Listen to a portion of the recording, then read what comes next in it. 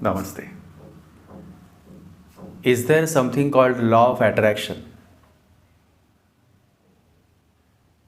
And does it change your destiny? I have answered these questions in this podcast. So listen to this podcast and understand the real thing. So let's begin.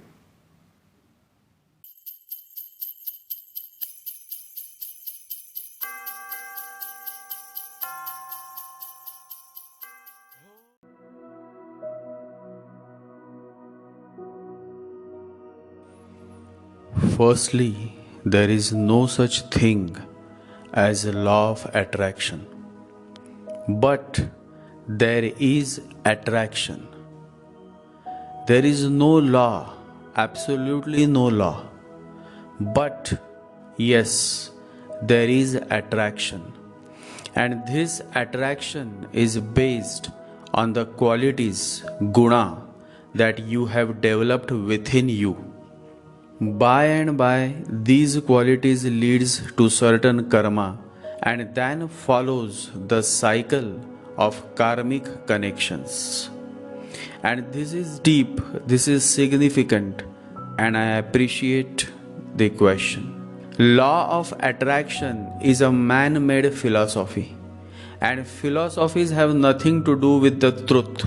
Always remember, only a blind man can easily define what light is. When you do not know, you are bold. Ignorance is always bold. Knowledge hesitates. And the more you know, the more you feel that the ground underneath is dissolving. The more you know, the more you feel how ignorant you are.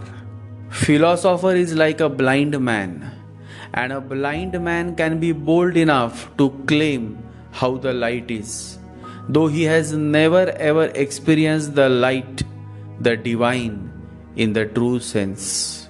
Whereas a spiritualist has. He has experienced, and so whatever he shares is coming through his own experiences and not belief, not assumptions, and not calculations.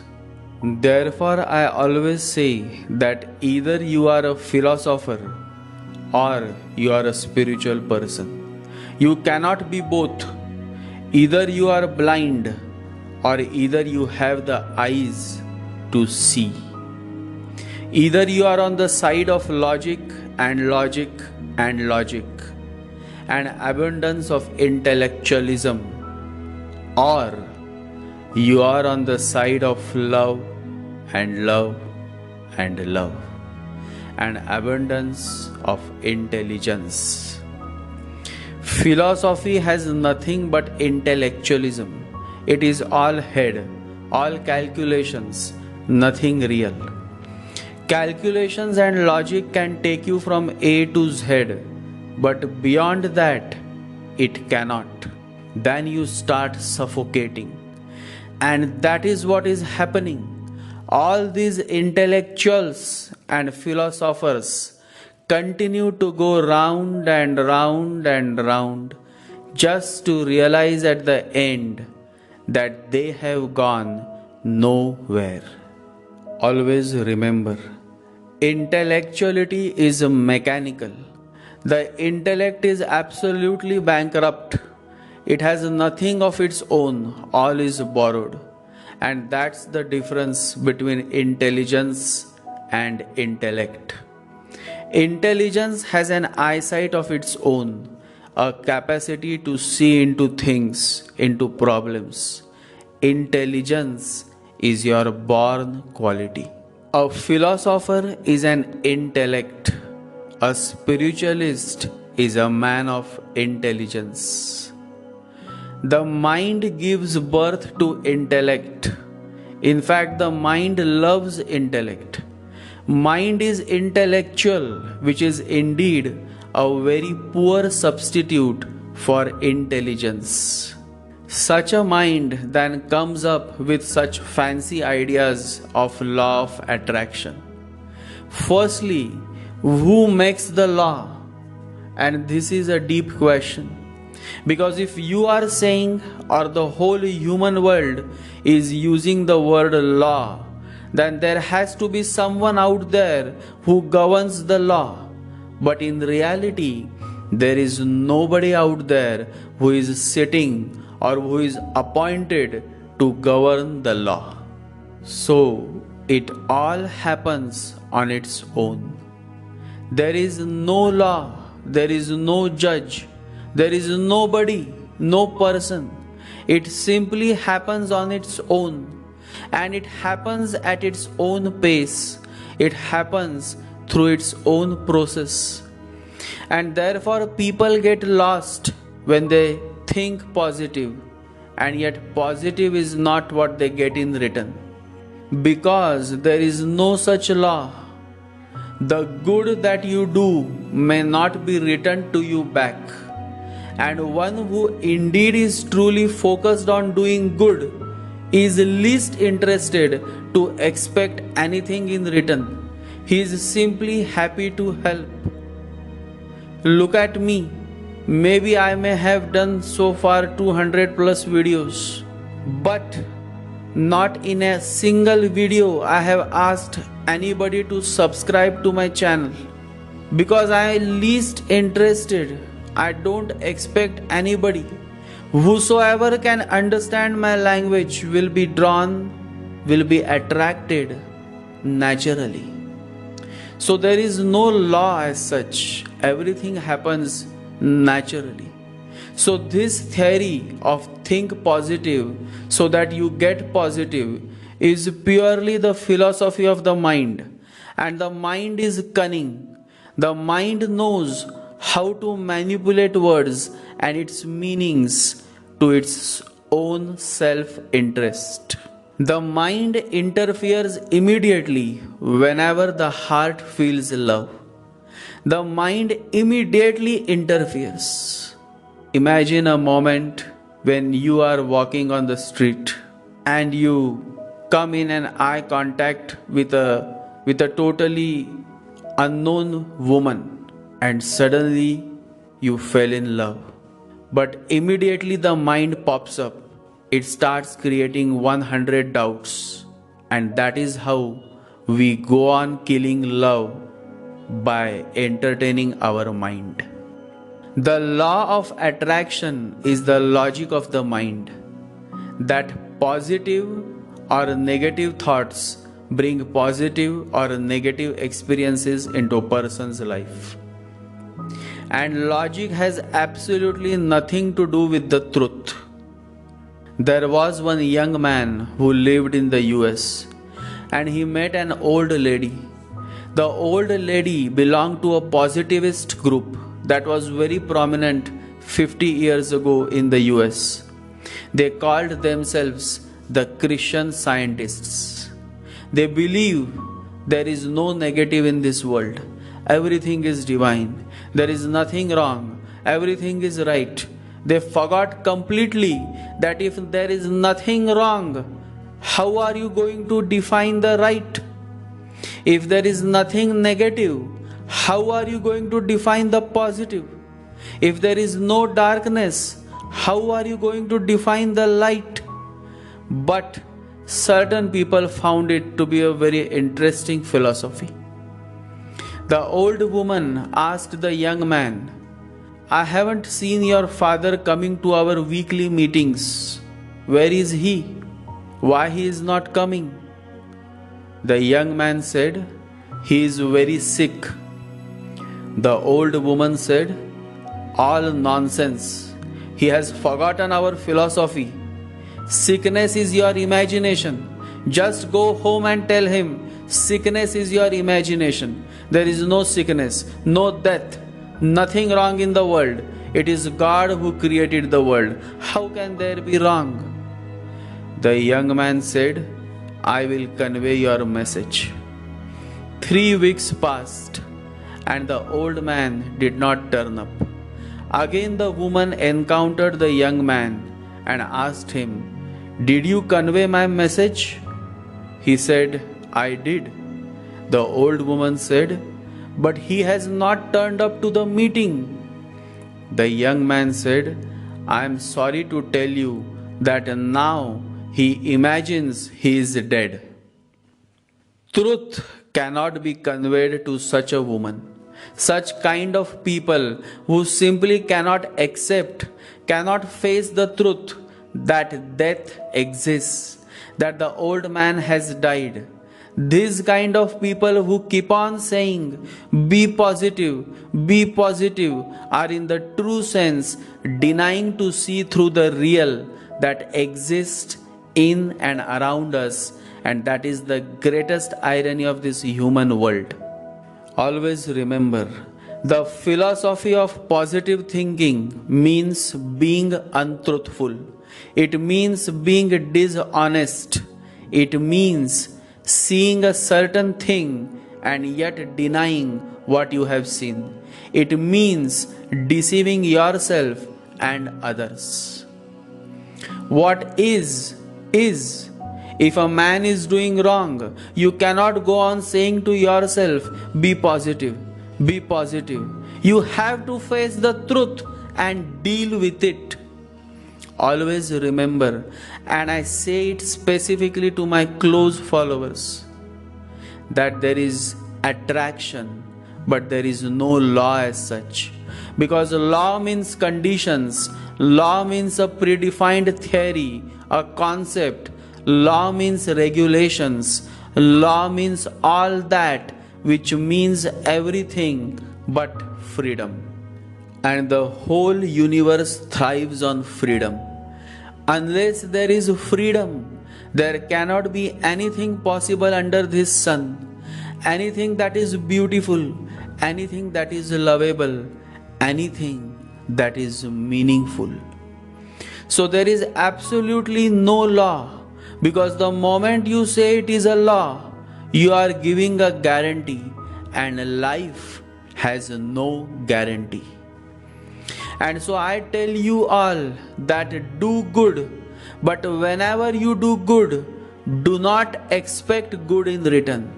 This very idea of expectation brings a certain selfishness to your being, and then the essence of all that you do good is lost, is simply lost. The law of attraction is for those mind and those logical fellows and those intellectual folks who are doing good with an expectation of getting good back. These are deals, and deals are made in the market, my fellows, not in God's kingdom. Deals are of the mind. And so men and women who have been following their mind have come up with these kind of fancy terms called law of attraction. Buddha will not understand what this law of attraction is, because he is so innocent, he is so selfless that he just is not bothered of what comes out of his positive actions. He just does good and moves on. And so I love Buddha, the meditative beings love Buddha, and every man and every woman who is following the heart and not the mind loves Buddha, because Buddha does good out of love and not out of logic. Jesus heals a blind man, gives him eyes, a new sight. I am certain he must not have thought of this law of attraction when he would have healed a passing blind man.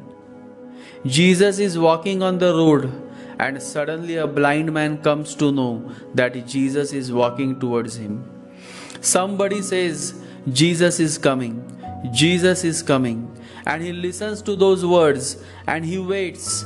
And as Jesus comes closer, he drops himself on Jesus' feet and he starts crying and he says, Jesus, Jesus, I pray to you, please help me to get my eyes back. And Jesus is such a beautiful person Such a compassionate master that he gets down on his knees, touches the blind man's eyes, and the blind man starts seeing. At first, a very blurred vision, he could see a young face with some beard, with glowing eyes, eyes that showered so much of love. And the first words that he says is that, "I see you, Jesus, I see you," and he falls at the Master's feet. But Jesus raises him up and gives him a hug, and the man could not stop crying. He was touched, he was blessed, he was no more the same. Everything around him was the same, but he was no more the same. The blind man, who is now no more a blind man, gets up and gives a hug to Jesus, and Jesus smiles. The Master is always happy to see the sick heal. The Master, the very coming of the Master is to heal the sick. Yes, my fellows, the Master indeed is for the sick. In the Bible, it is mentioned that it is not the healthy who need a doctor, but the sick. And so Jesus says, "I have not come to call the righteous, but the sinners to repentance." Jesus heals the blind man, gives him eyes to see, gives him a hug, and then moves on as if nothing special has happened. And this is how the real Master is. They never take the credit to themselves, they give it all to the Almighty God. They simply state that God is the Creator and I am His humble servant. And God's servant has no expectations. A God's servant has no agenda. He is therefore free to live his life in his own bliss, in his own peace. Radhanath Swami of ISKCON says, "The goal of Krishna consciousness is not to be spiritually advanced, it is to be servant of Krishna." So beautiful and so deep. The West calls it God consciousness. In India, we call it Krishna consciousness. The Far East may call it Buddha consciousness. Name changes, what remains is consciousness. You may give it any name. What needs to be remembered is that God is the ultimate fragrance of your consciousness.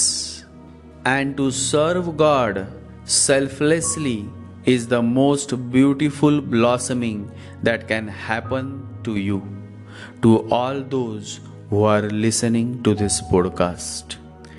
But who wants to listen? People are running and running and running to advance themselves spiritually, while the real gem of a person is least interested in any advancement. He or she is simply devoted to serve the Lord by serving those in need. The Divine Master, Avatar Meher Baba, says, "No amount of prayer or meditation can do what helping others can do." When you help without any agenda, without any self-interest, without any selfish motive, you are creating a much better ground for meditation to blossom, to flower. So you see, first comes your karma. Do good without thinking about any such logical fancies such as the law of attraction, and then you will truly arrive. You will find way back home. Whenever you do anything good out of heart, spontaneously, it is called the act of random kindness. It comes spontaneously.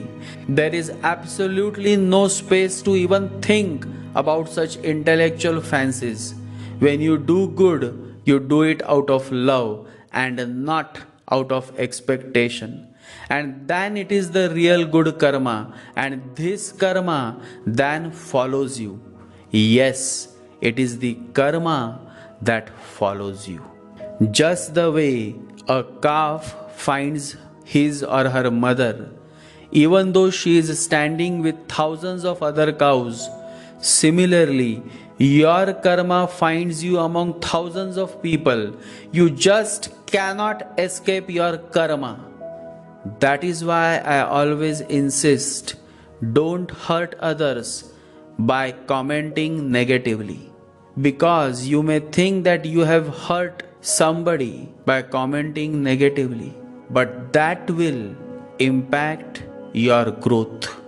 Because by one negative comment, you yourself are creating negative circles of karma for yourself.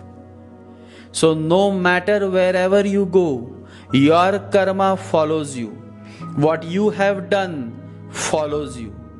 The astrologers call it Ketu. The saints call it karma.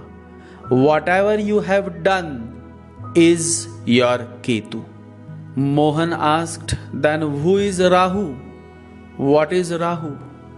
I smiled and said, for that you have to read my book, How to Overcome Rahu. But since that will take some time for you, let me tell you what is Rahu. Rahu is your desire, which compels you to take birth again and again and again until you self-realize the futility of the base desires and start raising the quality of your desires. Attractions to a certain woman, a certain man, similarly takes place based on the past karmic connections or past karmic dues. And astrology simply signifies these karmic attractions. So the question of coexisting does not arise. They are not two entities. They are not separate entities. They are the two sides of the same coin called life. Attractions happen based on what you are within. Always remember, attraction to a wrong woman or attraction to a wrong man is basically your own shortcoming. It is a sign that your quality, Guna, is taking a setback. Your standard is falling, and then everything starts falling. You jump in the bed, and then misery makes sure that one day the same bed becomes your deathbed.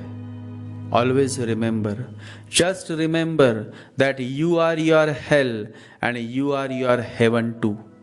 It all begins with you. If you want to have a good friend, first you should ensure that you are filled with all the goodness that you expect from others.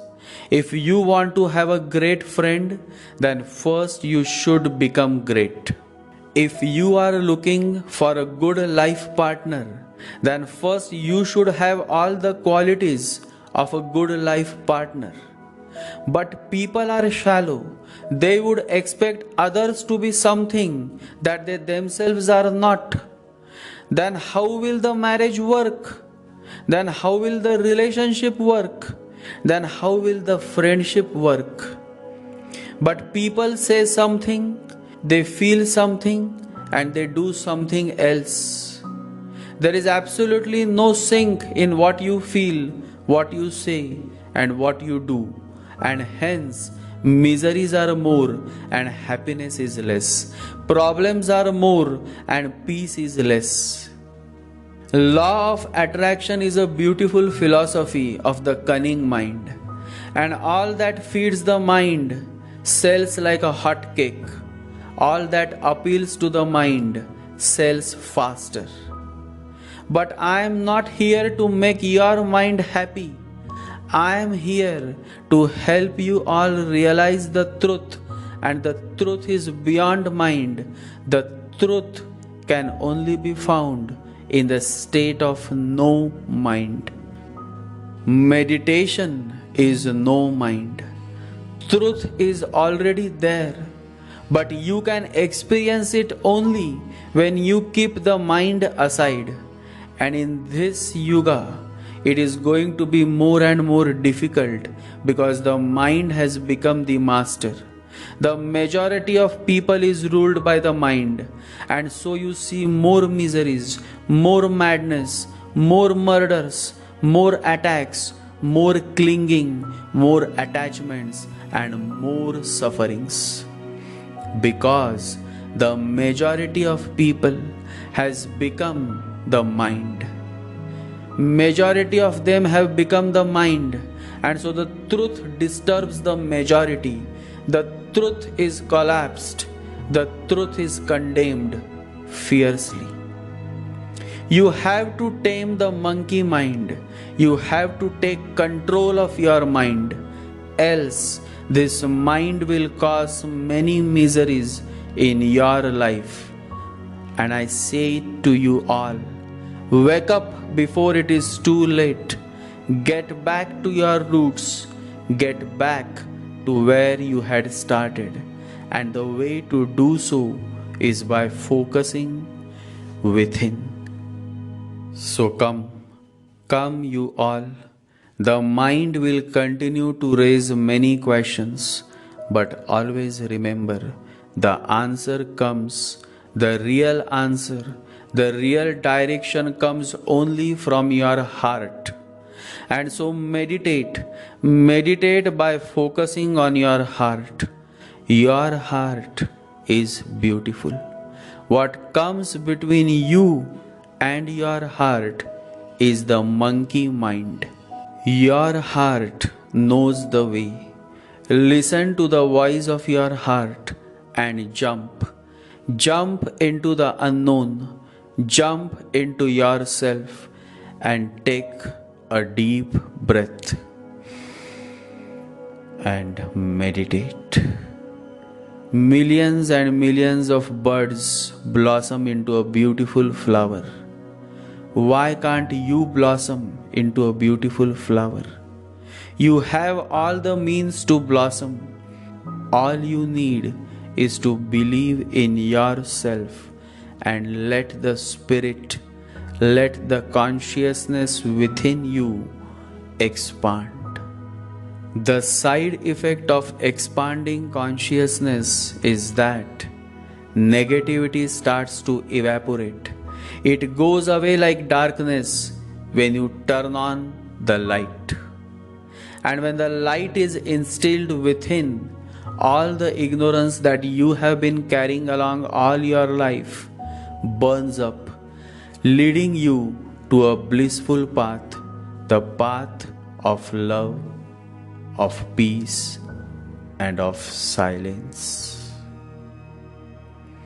The greatest defense is to attack, but that attack should be of love, of peace, of silence. And then such an attack becomes the greatest defense you could ever have imagined in your life. Always remember, my fellows, the best defense is attack. Attack people with your peace. Attack people with your love.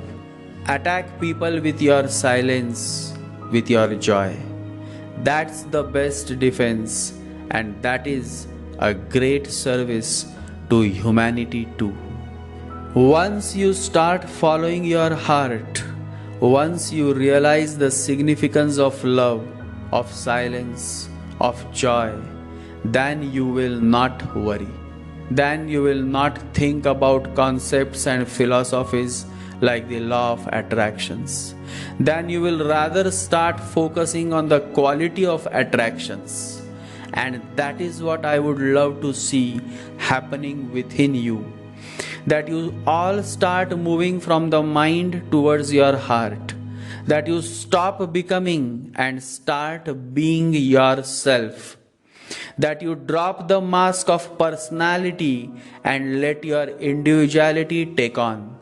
And then you all will be beautiful.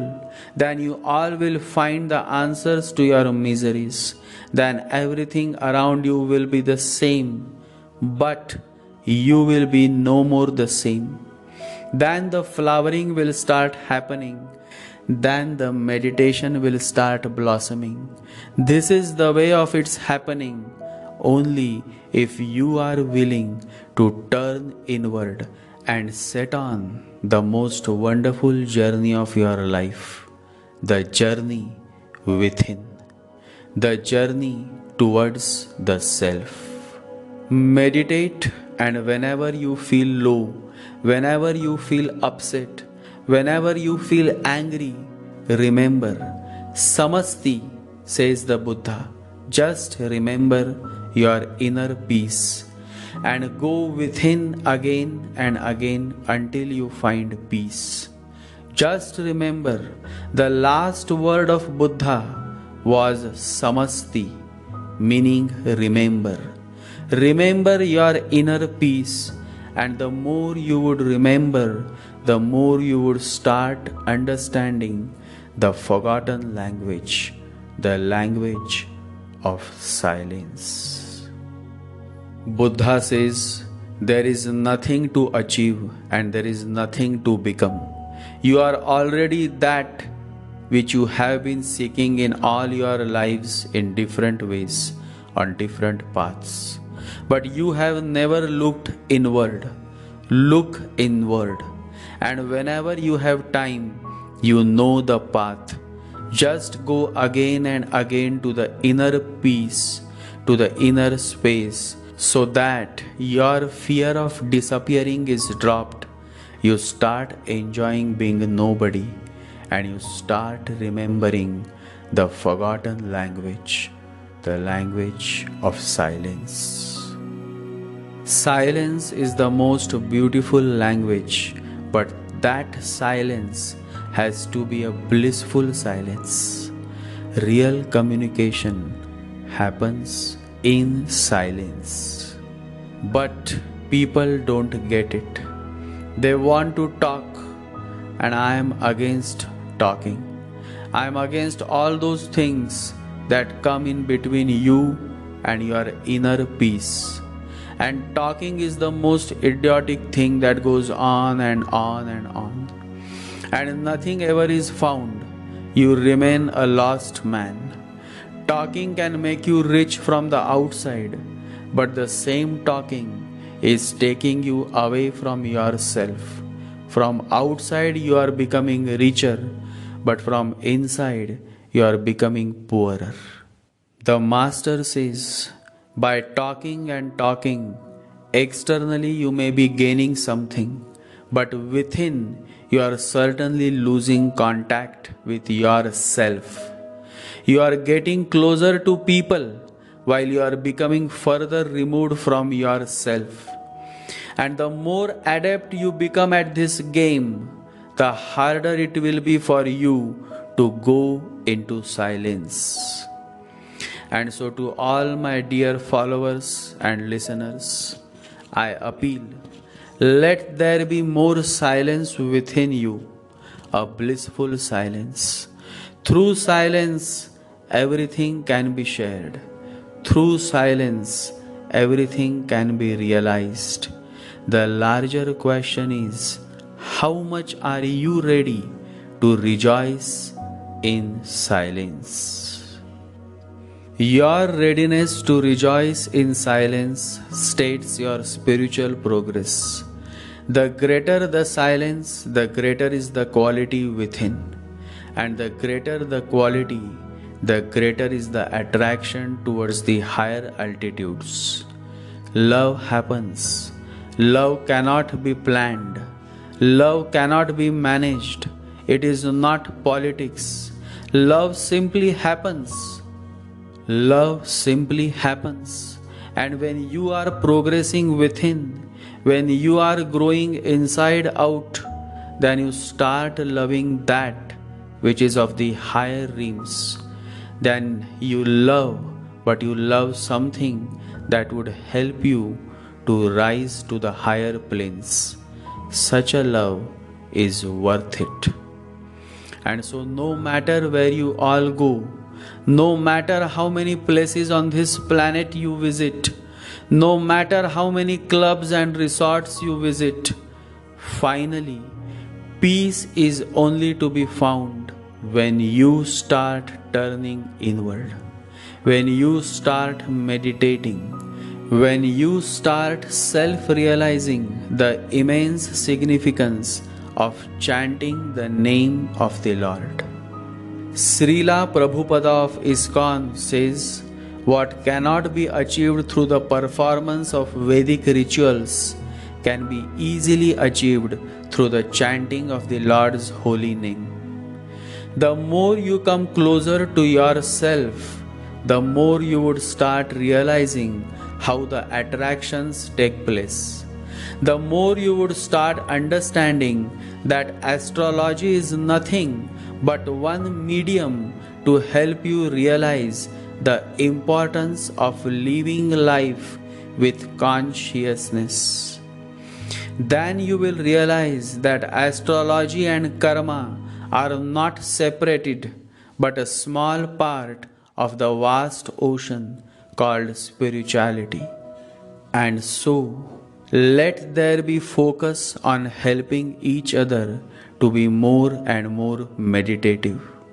Because until the TV within you is switched on, you cannot come to the truth.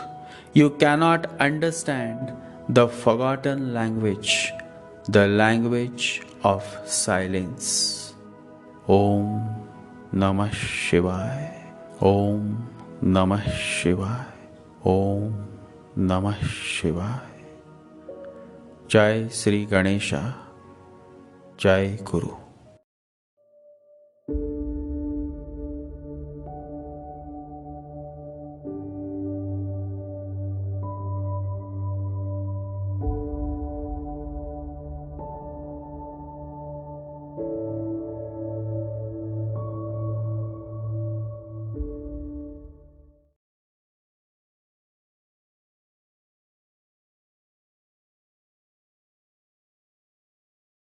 Om Gam Ganapataye Namaha. Om Gam Ganapataye Namaha. Om Gam Ganapataye Namaha.